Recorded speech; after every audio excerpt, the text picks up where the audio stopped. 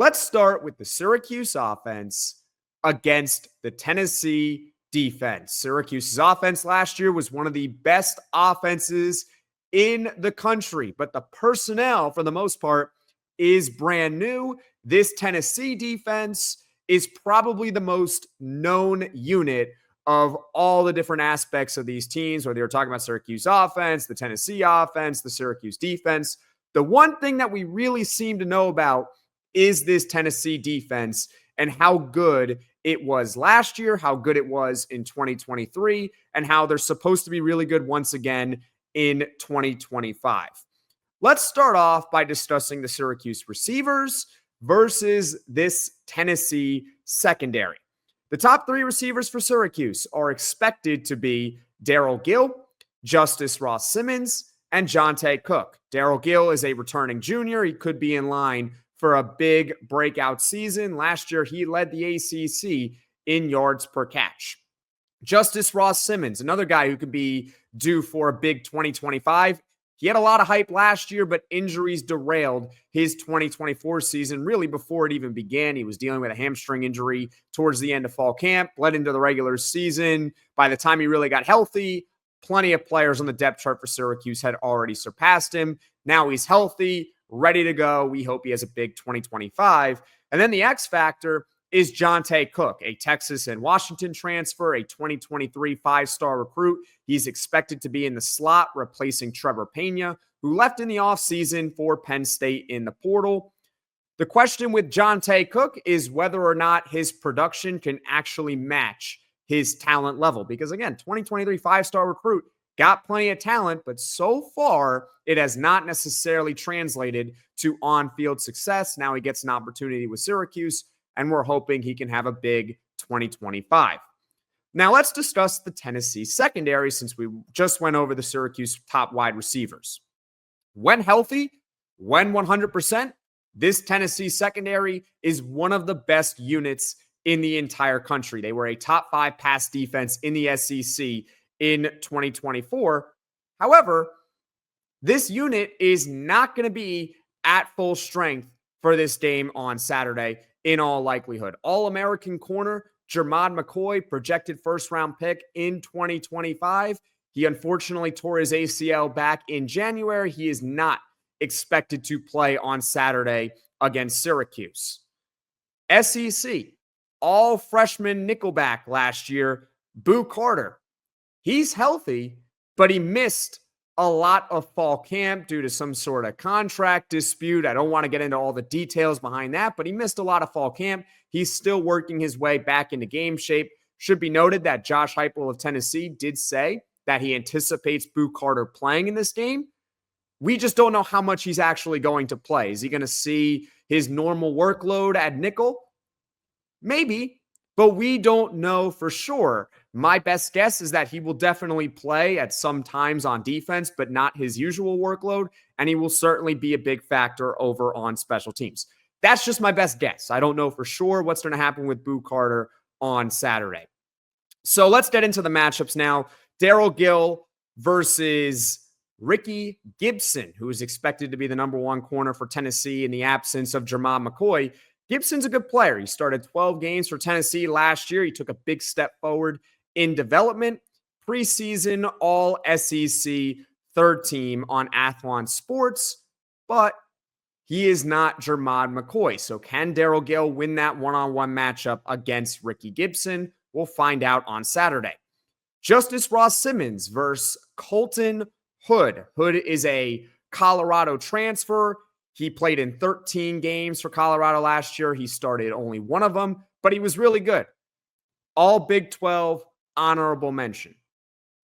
And then you have the matchup of Jonte Cook in the slot versus either Boo Carter or Jalen McMurray. And let's talk about McMurray since we already talked about Boo Carter for a little.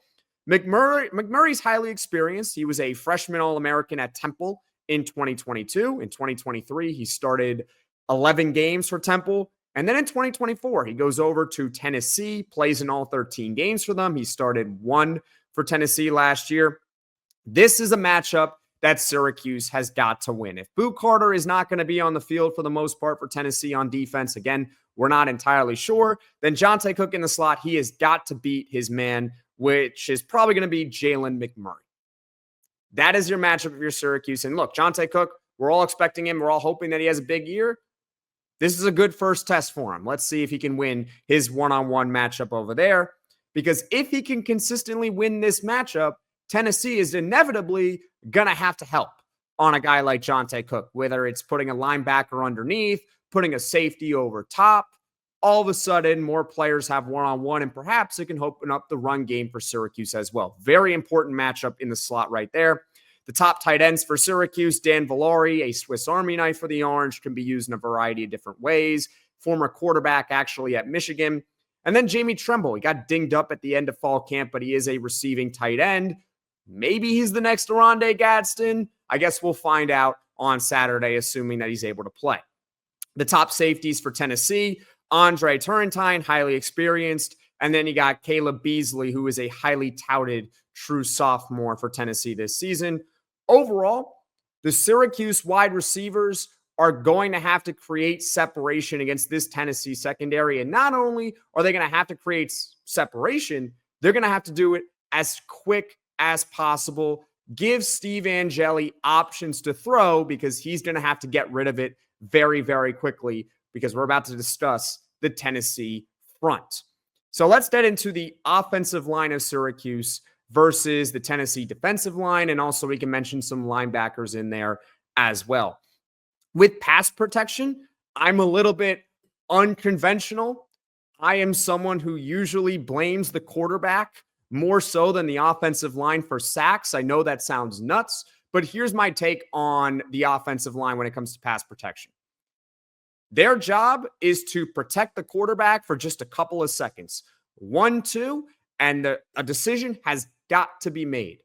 Otherwise, the quarterback is on his own. He's got to make a decision. That's why I mentioned that the receivers for Syracuse are going to have to create separation quickly so that Steve Angeli actually has options when he has to get rid of the ball. Last year, Syracuse was highly efficient in getting rid of the football on time. More specifically, it was Kyle McCord. They utilized a short and intermediate passing game. And as a result, even with not the greatest offensive line last year for Syracuse, they did not get sacked a whole lot because Kyle McCord, he got the ball, 1, 2, throw, 1, 2, throw, 1, 2, throw. That's what it's got to be on Saturday against Tennessee. And if the offensive line can hold its own for just a couple of seconds, should be no problem in that category.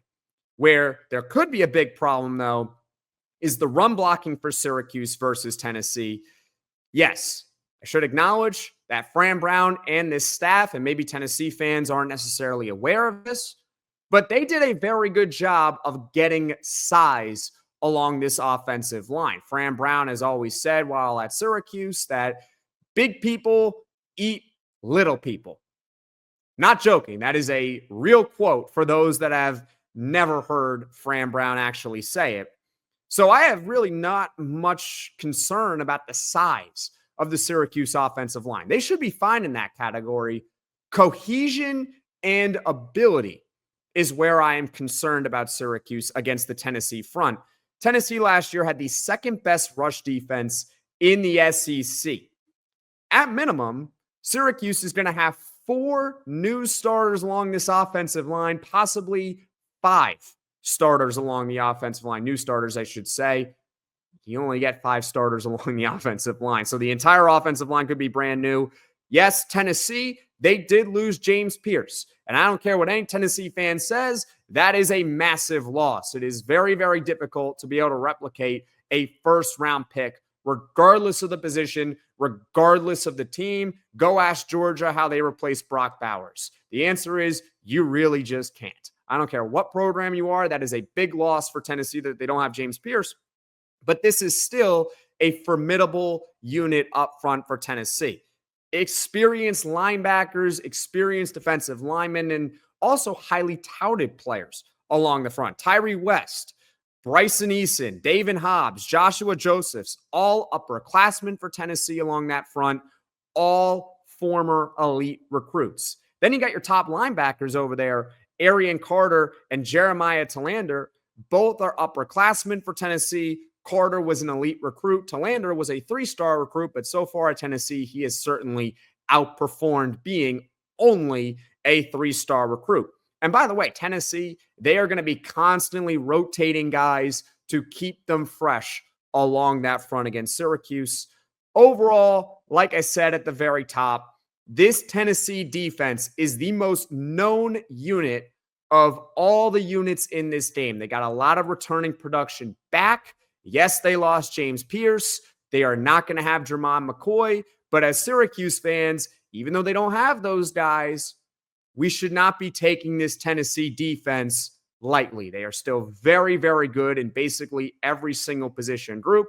Syracuse is going to have to be very crisp on offense in order to win this game against Tennessee.